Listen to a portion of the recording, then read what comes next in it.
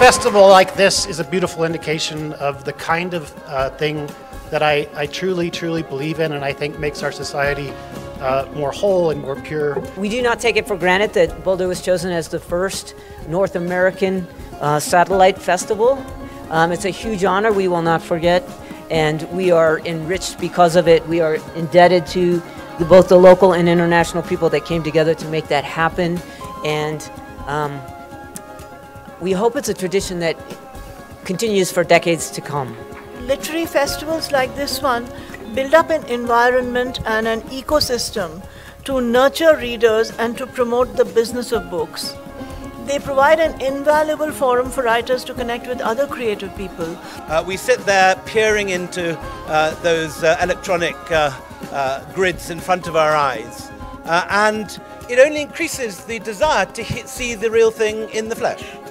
To actually hear an author speak firsthand, to read from their work, to hear the tones of their voice modulate as they read their most treasured passages of prose. For us it's special. This was our mothership and it continues to be.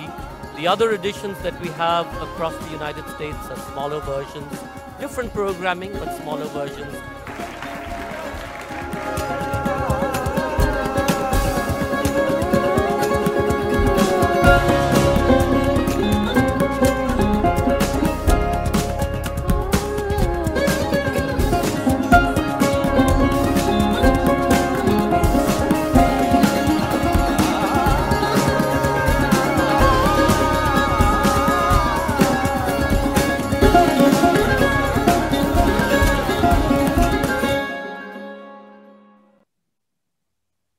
On behalf of JLF Colorado, Festival co-directors Namita Gokhale and William Dalrymple, Teamwork Arts, Boulder Public Library, and the City of Boulder, we welcome you to the second session of the day. Emma Donoghue, The Pull of the Stars. Emma Donoghue in conversation with Maeve Conran. Emma Donoghue's participation in this session is sponsored by the Consul General of Canada in Denver. Celebrated author and playwright Emma Donoghue is known to migrate between genres, writing literary history, biography, stage, and radio plays, as well as fairy tales and short stories. One of her best-selling works, Room, was transformed into a film starring Brie Larson in a conversation with broadcaster Maeve Conran. She discusses her writing process and inspirations, and the importance of hope in the darkest of times. Emma Donoghue. Emma is an internationally best-selling author of fiction who also writes for the screen and stage. Her novel, Room, was shortlisted for the Orange and the Man Booker Prizes, and a film adaptation was nominated for 4 Academy Awards. Finished before COVID-19, The Pull of the Stars is set in a maternity ward in Dublin Hospital during the Spanish flu pandemic of 1980. Maeve Conran. Maeve is an award-winning broadcaster, radio producer, podcaster, and co-host of the award-winning Radio Book Club, a collaboration between KGNU, Community Radio, and the Boulder Bookstore. Her work has been broadcast on Radio France, RTE, which is Ireland's national broadcaster, as well as NPR and many radio stations in the US. And before we begin the session, may I please invite Sylvain Fabi, the Consul General of Canada in Denver, to say a few words. Hello and bonjour. My name is Sylvain Fabi, and I'm the Consul General of Canada for the US Mountain West region based in Denver, Colorado. The Consulate is excited to once again partner with the Jaipur Literary Festival to support 3 incredible artists from Canada, whom it will be my honor to introduce to you in a moment. The Government of Canada is a proud supporter of the arts, particularly stories created and told by diverse voices that have the power to open our eyes to new ideas and perspectives that broaden how we understand and live in this world. Why? Because art is activism. Stories have the power to capture our thoughts, our emotions, and help us better understand and relate to one another. And I'm excited to introduce the 3 artists with us at this year's festival. The first is Yann Martel, a highly decorated author, most famous for the best-selling novel Life of Pi, which won him the 2002 Man Booker Prize. The book was adapted to the silver screen by Ang Lee, garnering 4 Oscars. His next book, Son of Nobody, will be published in the spring of 2022 and is based on Homer's Iliad and the Trojan War. Also joining us is Emma Donoghue, most known for her work, Room, whose film adaptation won Brie Larson an Oscar. Her latest book, The Pull of the Stars, explores human compassion and resilience amidst devastation. Our third author is political journalist and writer Tanya Talaga.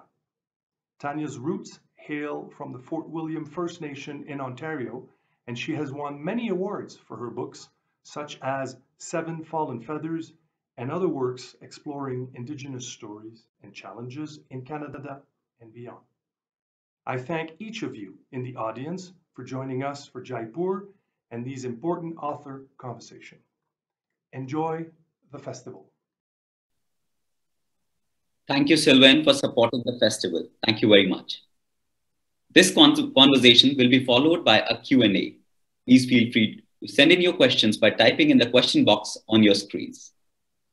All our sessions will be available to view on our Facebook page, JLF LitFest, and on our YouTube channel, Jaipur LitFest JLF. Do follow our handles on Facebook, Twitter, and Instagram to be notified of the upcoming sessions.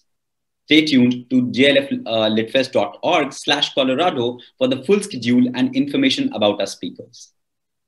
In these unusually difficult times, we have struggled to bring you JLF Colorado without charging a registration fees. Please donate as generously as you can to ensure a free, seamless, and continuous flow of knowledge. Ladies and gentlemen, now presenting Emma Donoghue, The Pull of the Stars. Emma Donoghue in conversation with Maeve Conran. Maeve, over to you. Thank you, Suraj. And this is a treat for me. I'm a massive fan of Emma Donoghue and her work.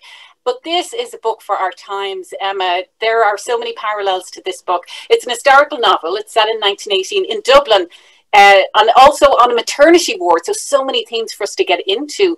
But what was really spine-tingling for me was hearing that you submitted your final draft to your publisher in March of 2020, and next thing, another global pandemic hits the world, and there are so many parallels in this book. So take us through that process. Why, first of all, you wanted to write about the Spanish flu of 1918, and then what that was like to have this book come out during this century's pandemic.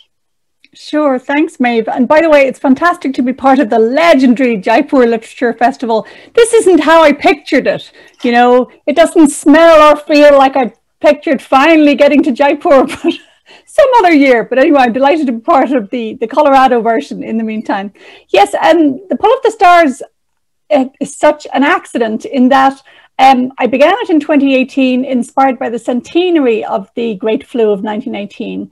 And I suppose I'm often drawn to historical incidents, often tiny little ones, but in this case, to a huge pandemic that I'd somehow never paid any attention before the centenary. I'd always known of it, but it was just so overshadowed by World War I. So many countries, I think, if it had happened in the middle of the 1920s, they would really have noticed it and remembered it.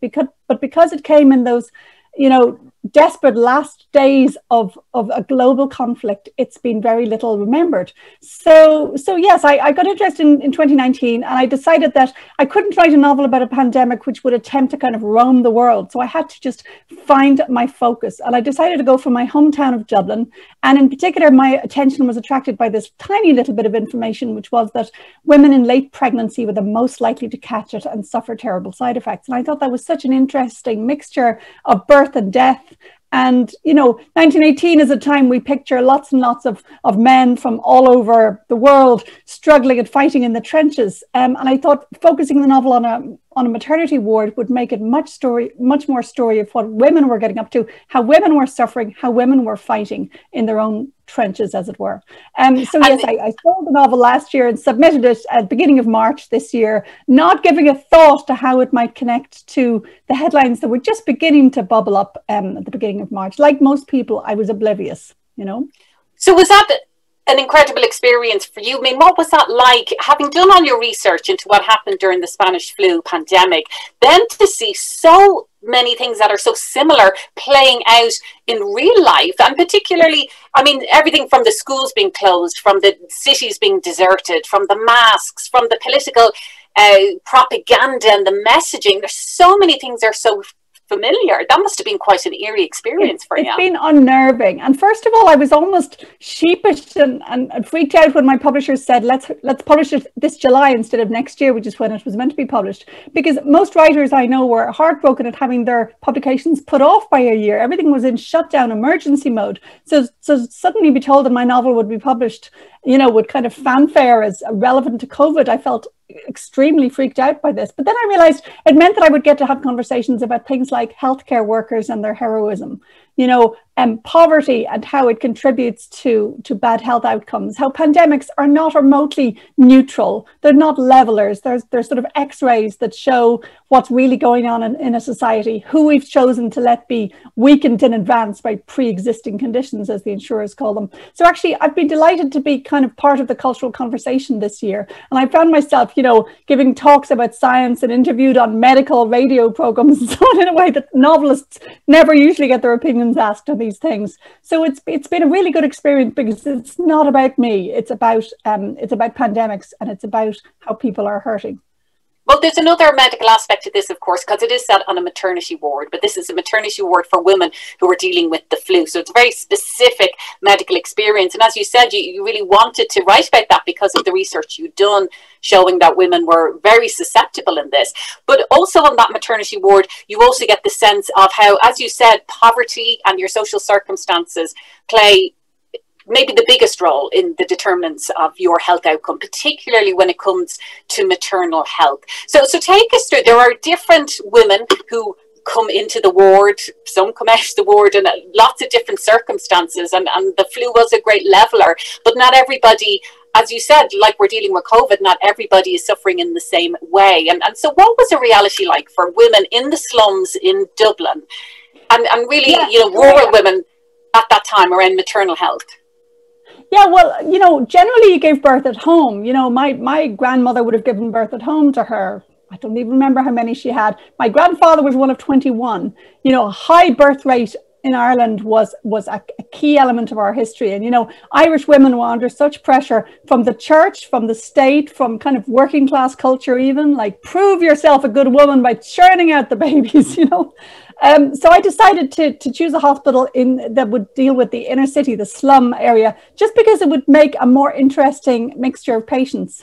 And there's quite a range in the patients, because one of the women is very middle class, but the nursing home she was in, the midwives have all fallen sick with the flu, so she has to be brought in. Others are coming in already damaged from the last birth. You know, one of them already has a swollen leg. And there are women coming in so unaware of the realities of birth that, you know, a first-time mother is looking down at her belly button and saying, when does it open? And the midwife has to break it to her. It doesn't come out that way, you know. So I really tried to be grittily realistic about Irish women's, you know, endless heroic endeavour of pumping out the babies. I'm one of 8 myself, and luckily my mother came to no harm from us. But, you know, it was such a big fact about Irish life, the pressure to have huge numbers of babies. And so each of the women in my story has a kind of a double medical drama going on. There's, you know, the flu might go well or badly, and the birth might go well or badly, and the two might not be connected. So I tried to really engross the readers in all the different ways these births might happen and these flu cases might play out, and to create a kind of intense bonding space, a tiny little room with just 3 beds jammed in there, one nurse, Julia Power, and one assistant who is absolutely untrained and knows nothing about medicine but is a useful pair of hands, and a doctor who comes in every now and then who is herself on the run from police. And this was my only real historical character that I brought in. I wasn't looking for any real historical characters, but Kathleen Lynn is such a remarkable figure. I couldn't seem to keep her out of the book, because she was not only a doctor who specialised in midwifery and who ran her own flu clinic on the side for the poor patients, but she was also a revolutionary. She was Ireland's the chief medical officer for Sinn Féin. And she was wanted by the police during the very month my novel was set. So I found her irresistible as a way of kind of highlighting the politics in all this, you know, because her wish for Ireland to be free, it wasn't an abstract political thing. It was, she looked at the patients around her and she was like, this country is gone to the dogs. It is being so badly run. The slums of Dublin were just notorious. They were the worst in Europe.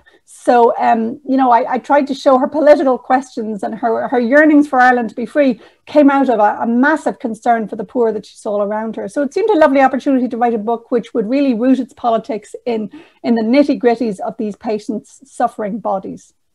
Well, one of the other medical practitioners, I mean, it's a very women-centric novel. You know, you have Dr. Lynn and then Nurse Julia Power and her assistant, Bridie Sweeney, and, you know, the relationship between the three. But Julia herself has her own political awakening because of what she sees on the maternity ward. And much the same way that Dr. Lynn had her political awakening by being a practicing doctor, when Julia sees the reality of poverty and these social policies play out in these poor health outcomes, she starts to have her own political awakening of sorts as well. Yes, that's right. And one thing I did was when I was reading about the flu all over the world, you know, I read studies of the flu by historians from all over the world, because of course it played out interestingly in so many different countries.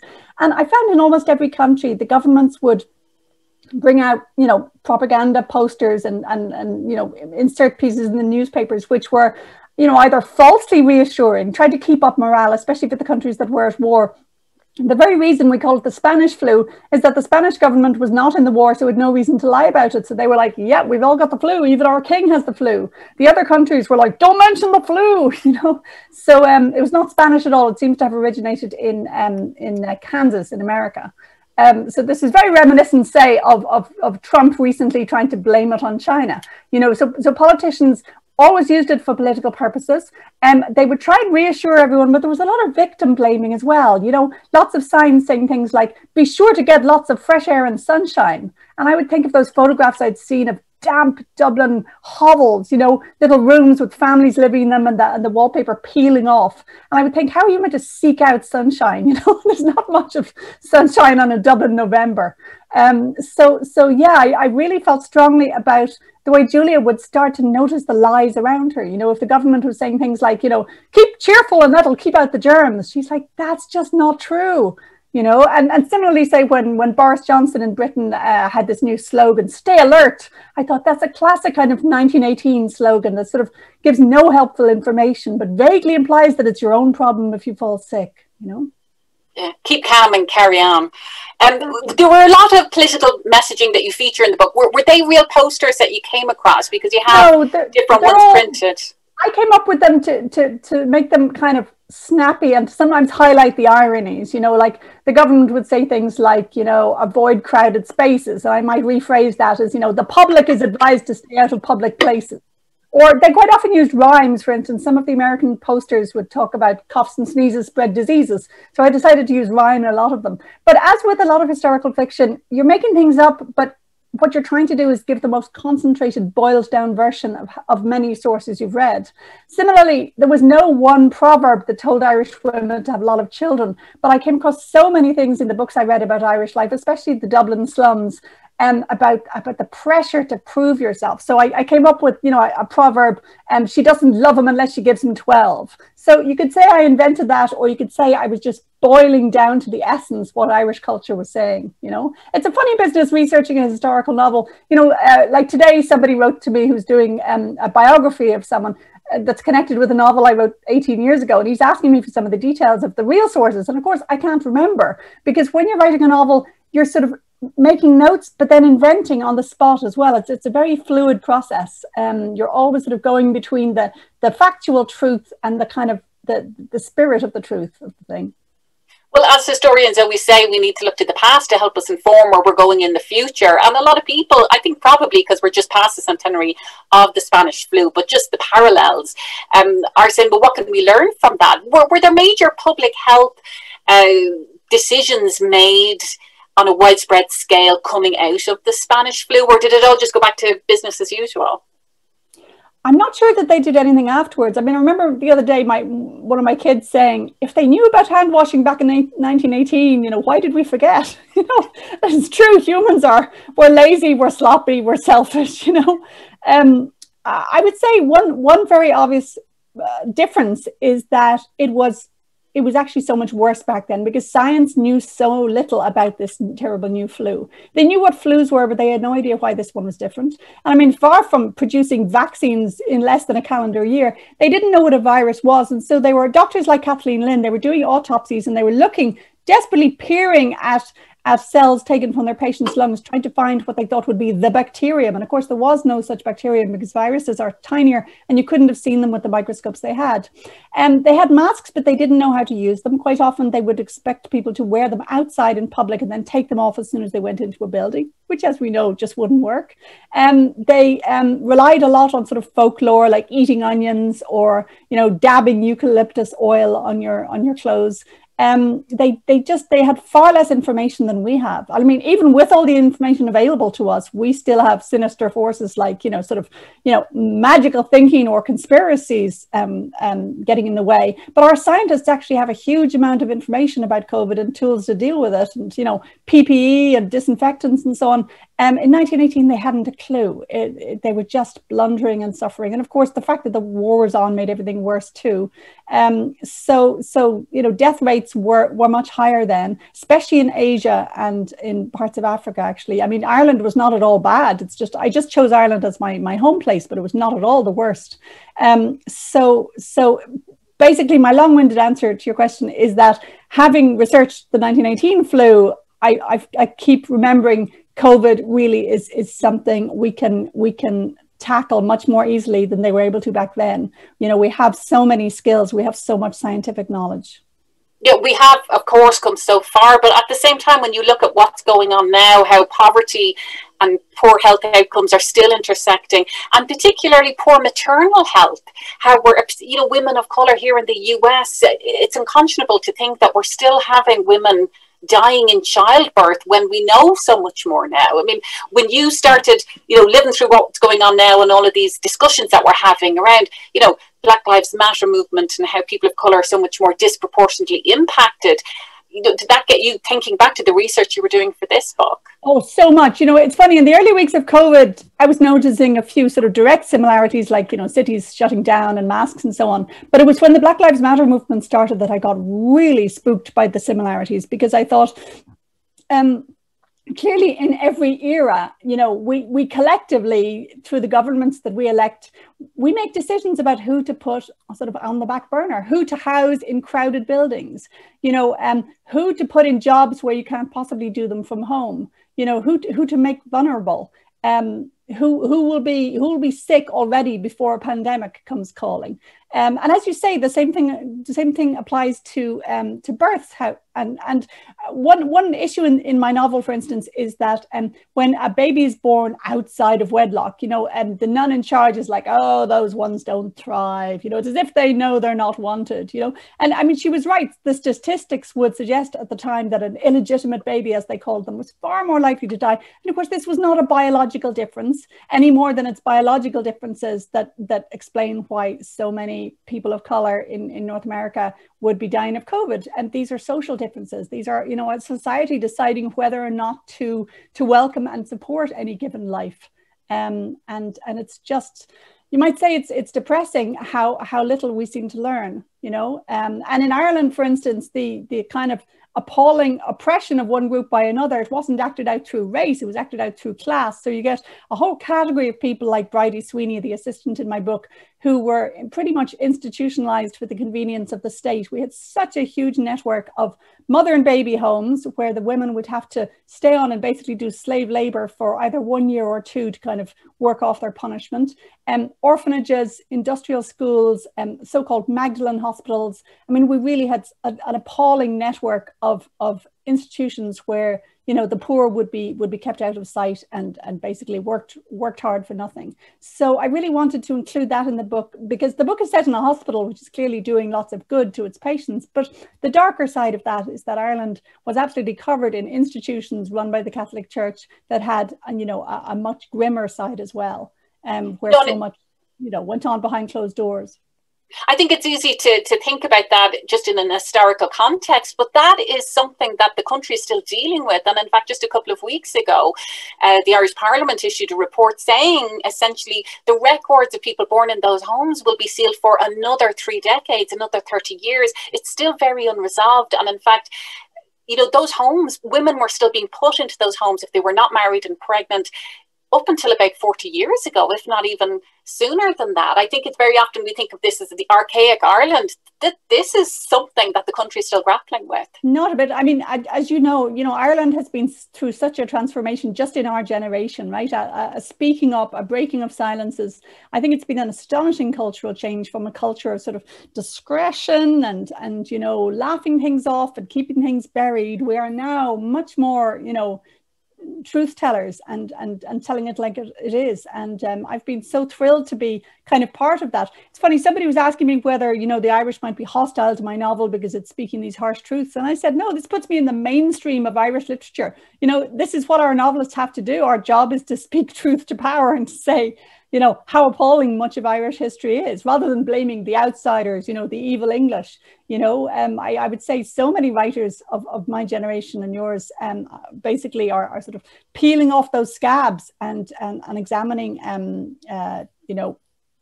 Ireland's own crimes, really.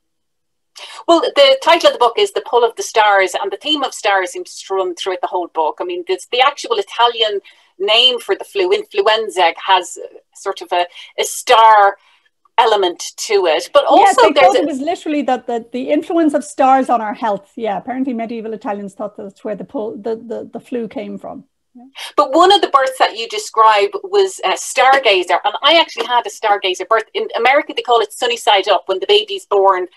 I don't want to say upside down, but they come out kind of, instead of their back upwards, their face comes upward. And I was gripped by reading this. There were a couple of chapters and, very lengthy passages of forensically detailed birthing experiences. And they read to me like a thriller. I mean, this was something that you just, oh my God, what's going to happen? And I've never read a book like that with that type of medical detail presented in such a way, certainly not maternal health, but to have it written in such a gripping way. Take us through that, and because there were a few different birthing situations that you described so detailed. Sure. Well, I mean, somebody said to me, how did you find that balance between being very frank about birth but not giving too much detail? And I said, no, I wasn't trying to find a balance. I just thought there's no way you can write about birth without being highly specific, because everybody from watching popular media knows what it looks like when somebody gets shot, for instance. We don't need to explain how that might make you bleed to death, or perhaps if it's a minor wound, you might see the hero patching himself up with a band-aid. But people don't know that about birth unless they've been through it. They have no particular reason to know that, what it means if the cervix won't open or something. So I thought I had to be very full on, and I couldn't be remotely prudish about this. And I wanted to show how amazingly varied it is, because birth is not an illness. It can be this wonderful event, or it can kill you, so it's a very strange, it's the most dangerous day of your life and the baby's life, but it can also be absolutely glorious, or it can be a mixture of the two. One of the birth experiences in the book is my own, a bit of a drama that happened in my birth, where it all went fine and then it all went horribly wrong, and then a doctor saved me in just a couple of minutes, and afterwards I suddenly thought, oh my God, this is where my life diverges from that of women living in poverty, or women living in a country where you don't have good health care. That's the moment I would have died. It's like an almost hit by a bus moment. I suddenly felt my privilege. I was like, oh, that 5 minutes is when I got saved, So every year I live from now on, I'm aware that I'm living because I live somewhere where the doctors were able to rush in and save me. It was quite a spooky feeling. So I put that same incident into the book, but from the midwife's point of view.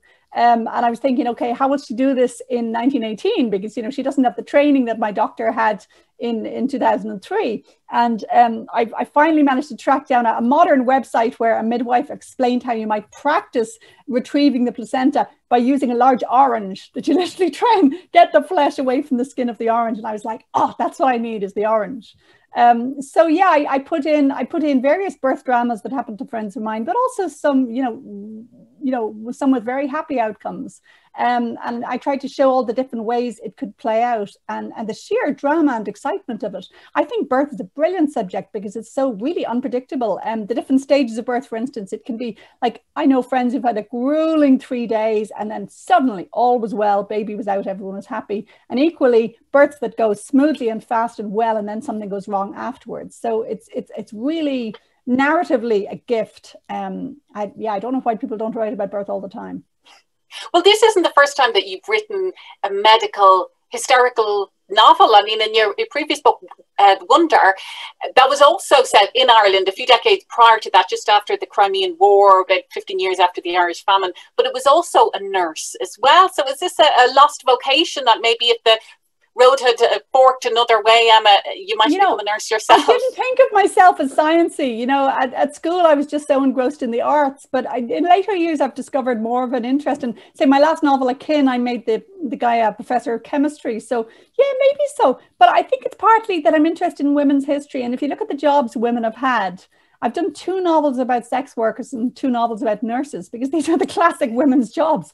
And also they're interesting jobs in that they are people who help us with our bodies. I know being a nurse is obviously very different from being a sex worker, but they're both jobs to do with the body and to do with women's job to make people feel better in their very different ways. And neither of them is particularly high status. You know, I mean, nursing only really became a respectable job at all in the second half of the 19th century. And at the time of, you know, around 1918, Julia would have been so badly paid and got so little time off. And they were really expected to just obey everything a doctor said. So even, for instance, the sources I was using, books written by doctors to instruct midwives or nurses in the 1910s, the tone was really stern. It was like, here's a diagram, but don't be getting ahead of yourself and thinking you've any right to make diagnoses, right? We're just showing you this diagram so you'll know exactly when to run for the doctor. You know, it was a very military tone almost, whereas modern nurses are so much more, you know, confident and empowered in their knowledge and their skills. Well, one of the other aspects of the book is the relationship between Bridie Sweeney, who it emerges lives in one of these homes that we talked about. She had maybe been orphaned or had been born out of wedlock, and so came up through this system. And she even talks about the pipe. You know, that also reminds me of what we call over here, you know, the school to prison pipeline. It's like you get on this treadmill that society ordains for you. That's where I got the phrase, actually. Yeah, because of I'm so aware of the pipeline as it's talked about in America. I thought, you know, the kind of, you know, mother and baby home to orphanage to industrial school pipe. Yeah. And I looked up, for instance, census records, and I would find that, you know, Dublin convents, when it came to the census, they might list that they'd all sorts of young women living with them who were not actually nuns, but, you know, it wasn't quite clear were they being trained or taught anything. And then they might be vaguely described as a college. And then you'd look into it and you'd find there's no actual official college there. So I think there were lots of people who weren't actually nuns, but were just kind of kept on, almost permanently institutionalized as kind of, you know, rent out maids sort of thing. So yeah, I thought it would be very interesting if Bridie came from this kind of underworld of the, you know,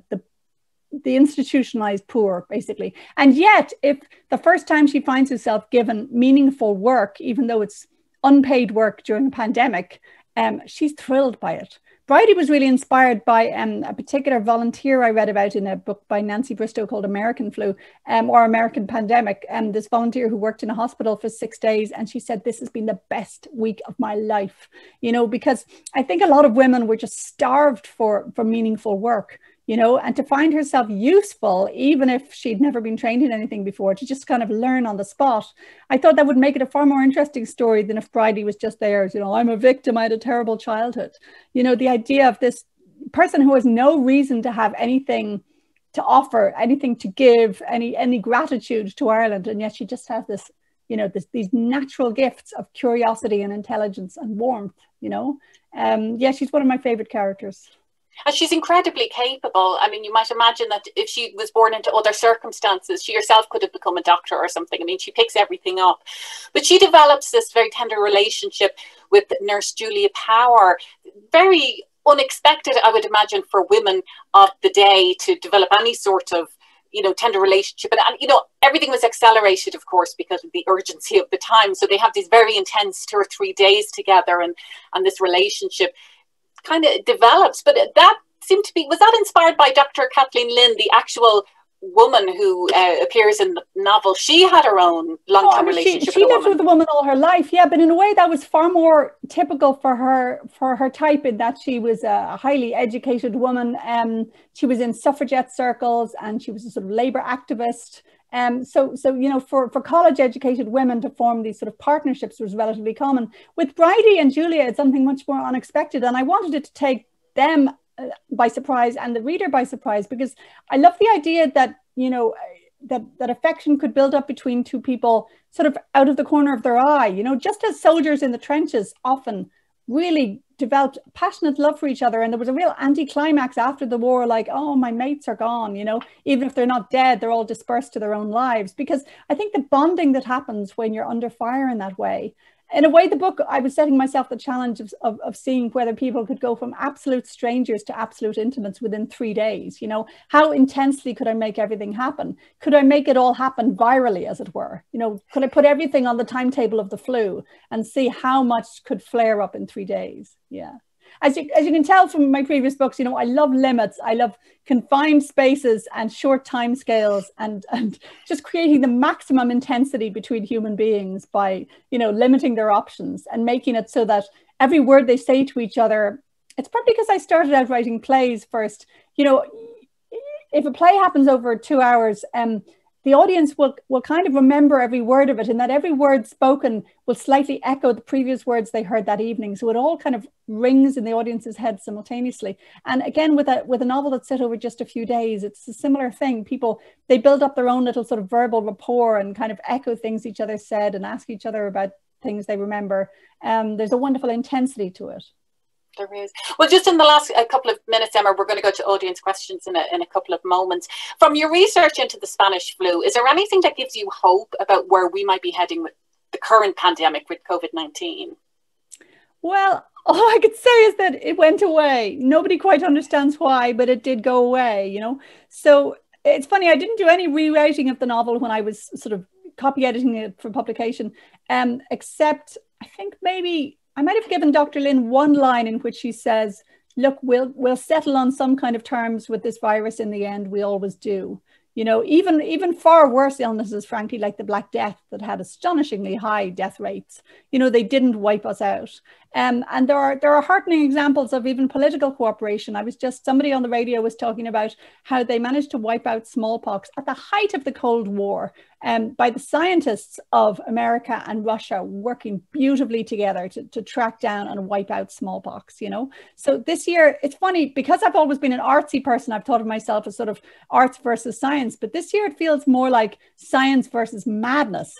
You know, so I feel very passionately pro-science this year. And I feel like in every country, we absolutely have to listen to our scientists and not let the politicians who have a much more short-term and biased agenda get in the way, you know. And so I am hopeful that, you know, the scientific collaboration we're seeing in these different vaccine prototypes, for instance, is deeply heartening to me. So, yeah, I remain hopeful.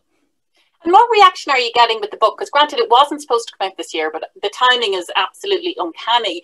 But this was the time, certainly early on in the pandemic, everyone seemed, if they could, was binging on Netflix on these things that were an effort, I suppose, to take your mind off what was going on. Do you find that people want to read about this? I found it absolutely fascinating. And actually, I don't want to say comforting, but it helped me understand some of the current situations by reading what happened in this historical context. Yeah, you know, are you getting that people want it? Yeah, the book got a huge amount of attention because of COVID. I think if it had been published another year, it might have been slightly, you know, the way books about women's history are often seen as slightly niche in their interest, but this year it was seen as really culturally central. It has sold really well in Ireland and Canada, and pretty well in Britain and the States too. And, you know, I've had things like interviews by, you know, Indian radio, South African radio, Australian radio, that kind of thing. It seems to have I seem to have a wider cultural reach with this one than with other books. So I think that as well as all that escapism and, you know, yes, I've been watching lots of comedies on Netflix, but people have also been seeking out artworks that can explain you know, appalling international pandemics as well, and other forms of misery, and the kind of comfort of history. A lot of people have used that word, comfort, and there's a lot of interest in making a film of this book as well. So I would say it's done hugely well because of COVID, and you can imagine how mixed I feel about that, as I was not trying to profit from COVID. But as I say, it's been lovely being kind of part of a central part of the conversation this year. Well, we're going to go to some questions from the audience. And Alex asks, as you said, history shows us that there will always be a concept of the other. What are your thoughts on this pattern, and how do you bind this into your writing and your research? That's a really good question. In a way, when I began writing fiction, I very much spoke my experience, my Irish life, but I ran out of my life experience quite quickly because all I've really ever done is been a writer. So I very soon turned to history, and in history, I love telling revisionist stories. And I began with writing about the lives of, you know, obscure women. And my first historical novel, Slammerkin, was about a girl who committed a murder in 18th century England. But an interest in women immediately led me, for instance, in the household of that girl who committed a murder. I was trying to write a household that would kind of contain, you know, likely fellow servants in 18th century England. And I found that there were lots of slaves in 18th century England. So I put a slave character in. So my interest in women's history kind of led me naturally to the history of people who were enslaved, the history of people who were shown in freak shows, to the history of the poor and the obscure, basically, or people who, you know, who were, you know, sent to prison, or whose lives were subject to, of scandal. So I got very interested in the nobodies, basically, the nobodies and the oddities and the outsiders. So I think realizing that you are in some sense the other is probably the breakthrough moment for a lot of writers. I don't think you can write empathetic fiction from a position of kind of smug middle class comfort. You know, there have to be moments when you realize I am the monster. You know, if I think of myself in my Catholic convent school in my teens, you know, I was getting A's and running the debate team, but all the time I thought, if they know I'm a lesbian, they'll hate me. You know, so that feeling of I am the other, I think, is hugely insightful. And very helpful. So in all my books, I suppose I try and kind of prize up those rocks and look at what's underneath, and always trying to approach characters with compassion, even if they might appear to be the oppressive ones. For instance, in The Pull of the Stars, there's an orderly, you know, a guy who wheels patients in and out, and he's very sarcastic and flippant, and Julia dislikes him very much, and I saddle him with the terrible name of Groin. But Julia finds at one point that she totally misunderstood Groin, and he has a sad backstory of his own that she never thought to ask him about. So I love moments like that where you undercut those apparently clear dichotomies between man and woman, or rich or poor, or educated or not educated. I love moments when my own narrators have to realize, you know, that they made mistakes, they made false cultural assumptions. Yeah, I love unpicking this business of who's the norm and who's the other. Well, we have a question from Emily, who asks, what is your relationship with writing within an enclosed space, from the room in the room to the maternity ward in The Pull of the Stars? Your books are usually contained in this one intensely charged space. I think you touched on that a little bit earlier, Emma. I don't do this every time, but I've certainly done it quite a few times. And it's partly because of my interest in women's lives. And if you take the long historical view, you know, too often women have been cooped up. You know, I've been in, say, Greek villages where it looks as if all the women have died of a mysterious disease, but it's that they're all at home making the dinner and the men are out in the cafes, you know.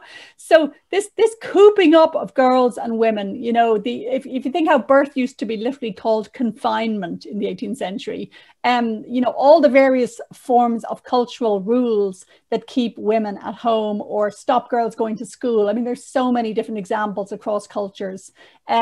So I suppose this naturally leads me towards an interest in what are these confined spaces and how can you kind of break out of them. And they're not always locked doors. In my novel, The Wonder, which is about a girl trying to live without food, you know, she really kind of makes herself her prison.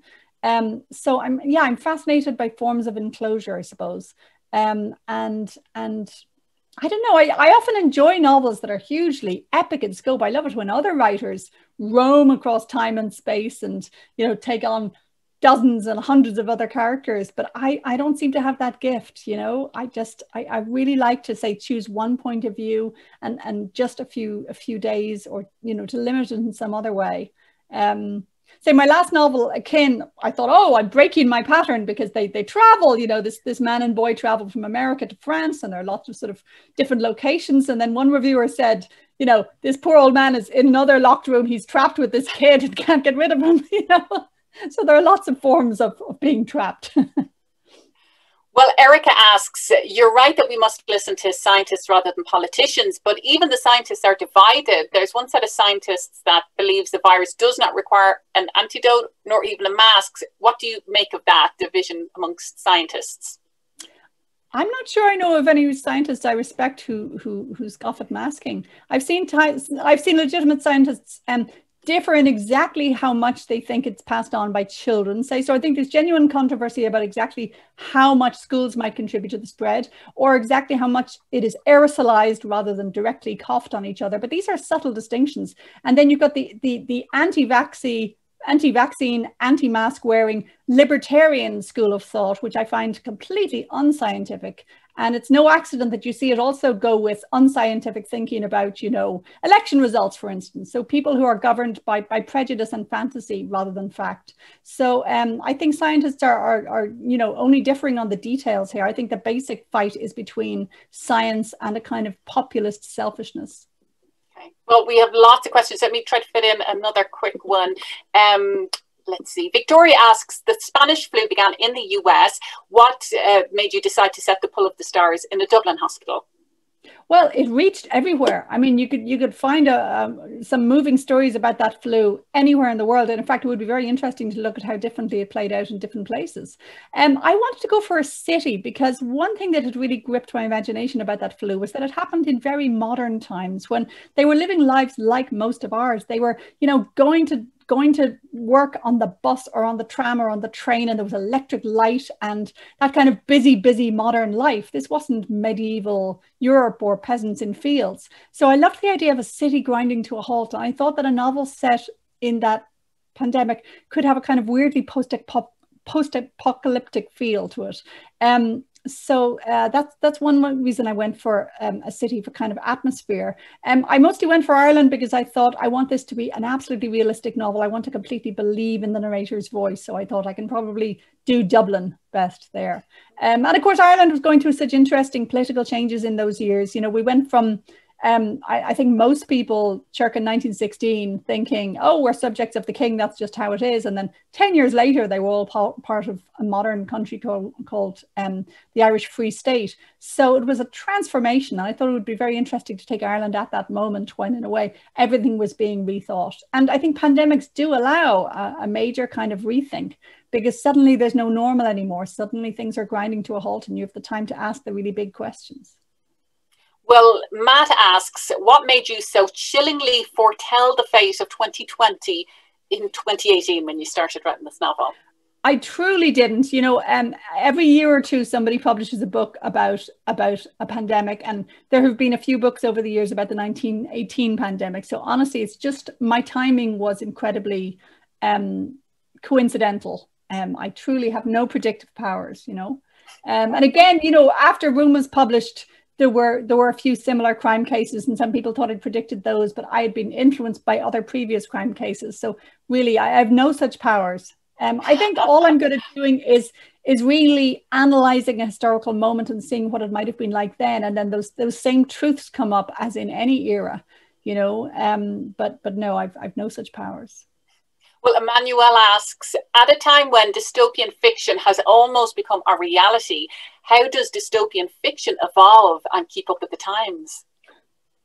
It's true. I wouldn't, you know, if I was trying to write a dystopian near future novel about today, you wouldn't have to push it very far in any direction. It would be quite hard to make it clear that you were talking dystopia. You could just choose aspects of today and focus entirely on them. I mean, when you've children at borders in cages, you know, who needs fantasy? So I think many writers are not quite sure how to write about today, for instance. I think we will see a really interesting crop of COVID novels. It'll be very intriguing to see the different ways that people tackle this, because of course the lives that are being lived are so different. If you were, you know, I don't know, a worker in Mumbai who suddenly found that they couldn't get home and walked to their village. You know, that's one story that hit the headlines, how many went through that trek. And that's such a totally different life from someone sitting at home on, you know, government welfare in a country like Canada, watching a lot of Netflix and just trying to kind of pass the boring weeks. So it's like we're all living through COVID. It's very unifying in that way, but you know, the actual facts of our lives are so totally different. Well, Emma, it's been an absolute delight to talk to you today as part of JLF, the Jaipur Literature Festival. Unfortunately, we didn't get to ask all of the audience questions. I know there's huge interest in your latest book, The Pull of the Stars. Emma Donoghue, thank you so much. It's been a treat. Thank you, Maeve. Thank you so much, JLF. Thank you, JLF. And back to you, Siraj. Thank you, Maeve. Thank you, Emma, for this really fascinating session. And Emma, as you mentioned in the beginning, absolutely none of us envisioned to have JLF like this, but hoping things will change, and we'll look forward to receive you in person next year. Fingers crossed. But thank you both for taking out time and being with us for this virtual edition of JLF Colorado. And thank you all for watching and being a great audience. We encourage you to buy the books of our speakers that are available through Boulder Bookstore within the USA and Full Circle within India. Once again, we would like to thank all our official partners. We hope you all enjoyed this conversation and will tune in for our next session, The Battle of Belonging. Shashi Tharoor in conversation with Pragya Tiwari at 8 p.m. MST, 10 p.m. EST, 7 p.m. PST, and 8:30 a.m. IST. Thank you once again. And now we present a reading by Anamika Singh from Jaipur Writers Short Series. Enjoy.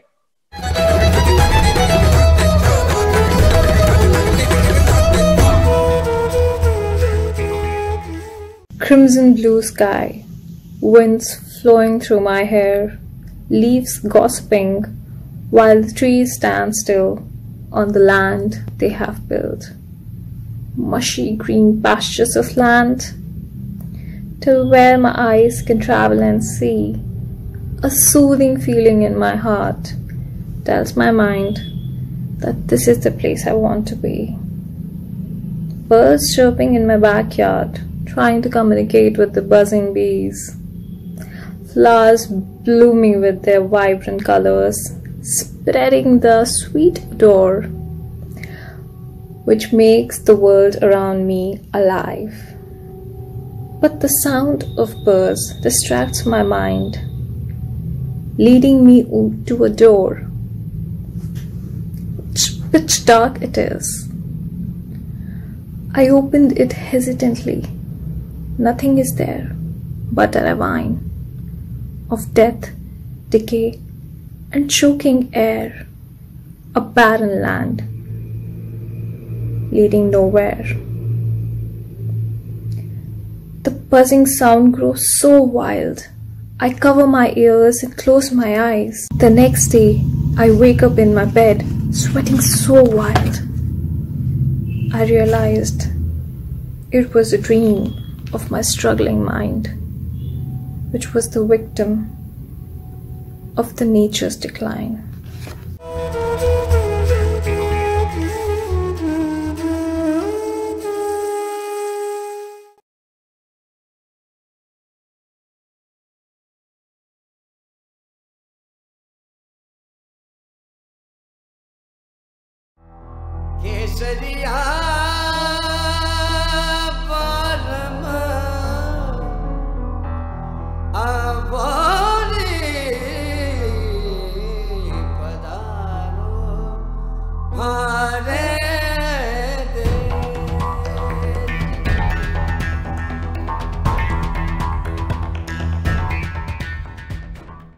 I would call the Jaipur Literature Festival a living library, or perhaps even a library of life. Do join us as we share the excitement of ideas and of debate and dialogue, of the adventures of science, of the joys of poetry and music, the consolations of philosophy, the sense of literature and of life.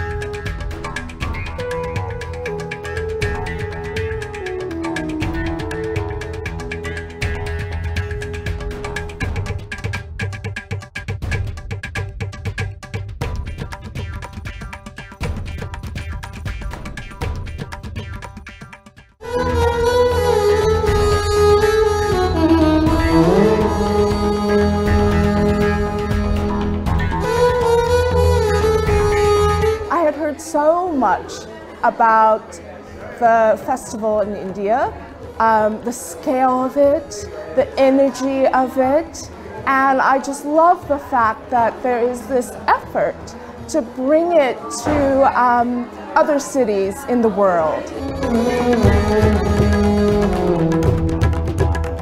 It's a variety of topics. It's meaningful. I'm just excited. I'm feeling like I've learned a lot to think about, and I appreciate JLF coming here.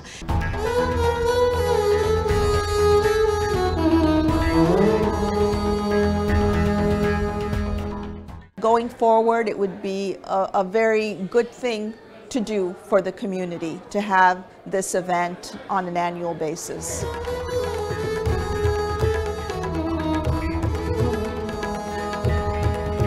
I think that when you hear so many different voices and perspectives about the South Asian diaspora and many other issues, you learn that there's a lot of history that you're not taught every day, and I think that that's important to bring in today's world.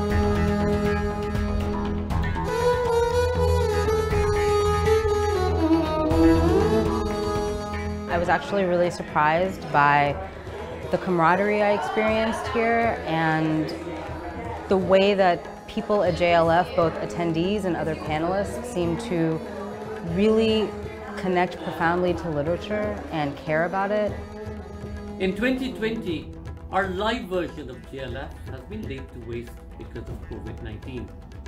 However, nothing's going to stop us from coming in the way of bringing our writers and speakers to you in Boulder, Colorado, Houston, New York, and Toronto, Canada.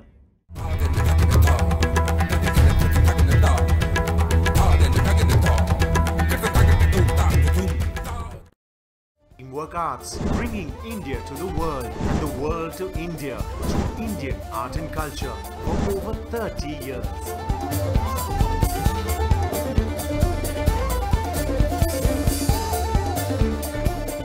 One of Teamwork Arts' signature events, the Z Jaipur Literature Festival, is the world's largest free festival of its kind. With daily interactive sessions, lively debate and dialogue, and international music performances every night, it's no wonder the festival attracts over 500,000 visitors a year. The Jaipur Bookmark, an international B2B event for the publishing industry, happens during the Z Jaipur Literature Festival and sees the confluence of publishers, writers, and literary agents. Teamwork Arts, producers of the Z Jaipur Literature Festival, have taken the flavor of the festival to international shores with vibrant events in the UK, Australia, and the US. Teamwork Arts takes India's artistic diversity to the world with almost 12 festivals of India across continents in a stunning array in over 40 cities. A feast for the senses, these are spectacles of dance, music, cinema, theatre, literature, and so much more. In each of these places, Teamwork Arts' colourful festivals of India are the high points of the annual cultural calendars. Be it Confluence in Australia, India by the Bay in Hong Kong, India by the Nile in Egypt, Iron India in Chicago, Shared History in South Africa, India in the Sunshine City in Zimbabwe, Edinburgh Fringe Festival, UTSAVAM in Singapore, Sarang in South Korea, festivals in Abu Dhabi, Shanghai, Sweden. The list is dizzying. The Jazz India Circuit is an endeavour by Teamwork Arts to spread the word and sound of jazz across the country. The 2017-18 season, 4 festivals across 3 cities featuring over 25 stellar artists from India and around the world, including Jojo Mayer and Nerve, drummer-singer Jameson Ross, and Dave Weckl, who collaborated with the talented Mohini Day. The Mahindra Kabira Festival celebrates the spirit, lyric and verse of the 15th century mystic poet Kabir in his birthplace, the historic city of Varanasi. Kabir's poetry is about inclusiveness. Mahindra Kabira brings to music lovers an unforgettable experience of listening to leading exponents of the classical Banaras Gharana and rich folk traditions of music on the legendary banks of the mighty river Ganges, along with sessions on art and literature, specially curated walks with famous local residents and delectable local cuisine. Sacred celebrates the spiritual through music and its ability to heal. International artists collaborate with world music exponents from India amongst the most incredible desert settings on the banks of the Pushkar Lake. Heritage walks, meditation, talks and workshops are part of this weekend experience. Teamwork also promotes and recognizes the best of Indian theatre through the Mahindra Excellence in Theatre Awards. The Meta Week in Delhi is an enthralling showcase of the 10 best nominated plays shortlisted from numerous entries received from across the country and across languages. The Meta Lifetime Achievement Award has been presented to leading lights of India's theatre industry. For the young and the young at heart, the ISHARA International Puppet Theatre Festival brings local and international performances to audiences across several Indian cities. While the Multi-City Kahani Festival features interactive storytelling sessions and workshops championing the power of imagination. Bollywood Love Story, a musical. Our international touring productions such as Bollywood Extravaganza and Flamenco India have sold out shows across Europe, Egypt, Russia and Spain. Expressions International Contemporary Dance Festival showcases Indian and international productions, bringing together several dance genres for Indian audiences. Teamwork Arts, celebrating the arts. For more information, visit www.teamworkarts.com